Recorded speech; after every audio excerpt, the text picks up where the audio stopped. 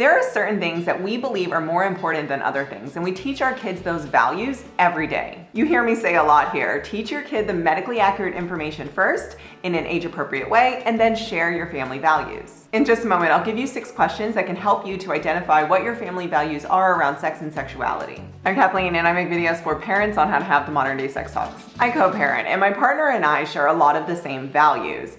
So when we talk to our kids, we'll usually say something like, in our family, we believe that it's important to say please and thank you all the time when asking for and receiving things. This is a value that we believe in, and we're teaching it to our kids. Now, some parents, some families don't have this same value, or at least they don't believe it's necessary to say it all the time. But that's not our parenting belief. Therefore, we're indoctrinating our kids to be super polite. When it comes to having the sex talks, there's a lot of topics that people have very strong opinions, values, and beliefs around, and that's okay. In my opinion, this is where a lot of the frustrations and holdups come from parents when they learn that their kid is going to have sex ed in school. Parents assume that the sex ed is going to teach their kid that it's okay to have sex, just use a condom. When in reality, medically accurate sex education teaches medically accurate sex ed, and the values around sex and sexuality will come from the home, or from their peer group, or from the advertising and entertainment industries, as well as from social media. Here's an exercise to help you clarify what your values are around sex and sexuality. Because if you don't know what your values are, it's going to be quite difficult to explain them to your kid.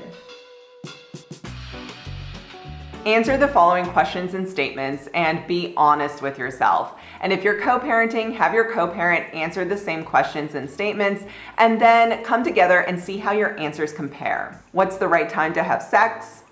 What's your opinion on using hormonal birth control? A person's sexual orientation is not a choice. A person's gender identity can be different to their gender expression. Wearing sexy clothes means the person wants to have sex. In your opinion, why do people watch porn? So what was your opinion on those questions or statements? Were they easy to answer? What influenced your opinion? What value or belief? Now, it's okay if your values change over time. As you get older, meet new people, travel, and learn new information, your values may change.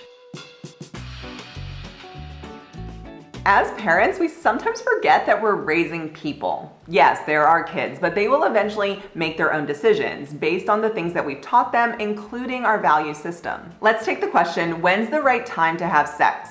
You probably want to discuss this with your middle or high school age kid. So let's break it down. First, you want to lead with the medically accurate information. You're going to talk about at least the 3 types of sex. You're going to talk about consent. You're going to talk about the legal age to have sex and what they need to know and do in order to take care and protect their sexual health. And then you're going to provide your values around when the right time to have sex would be. Is the right time when a person's married, or when they're in a committed relationship, or when they've prepared to prevent any of those negative consequences from happening? By leading with the medically accurate information first, you're making sure that your child is aware and knows how to take care of their sexual health. And then they can decide if they want to uphold the values that you have shared with them.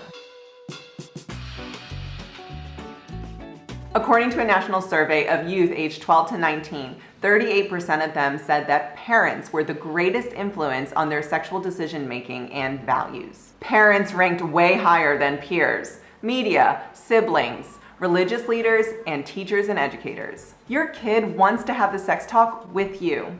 So many parents don't feel equipped to have the sex talks, or they feel like they're going to say the wrong thing, or they're going to mess up. If you're one of those parents, I can help you. I can give you the medically accurate facts. I can give you scripts on what to say and how to say it. I can even tell you when it's the age-appropriate time to talk about certain sex topics. But I can't tell you what your values are and how to share those values around sex and sexuality to your child. I really do hope that you take the time to think about your values and how you want to share those values with your kid throughout the sex talks. Parents, if you need a little extra motivation or want to have a private one-on-one chat with me about a specific topic, head over to my website, kathleenhema.com, where you can book a consult. I'm Kathleen, and if you found this video to be helpful, go on and give it a like or share it with a parent friend or your co-parent.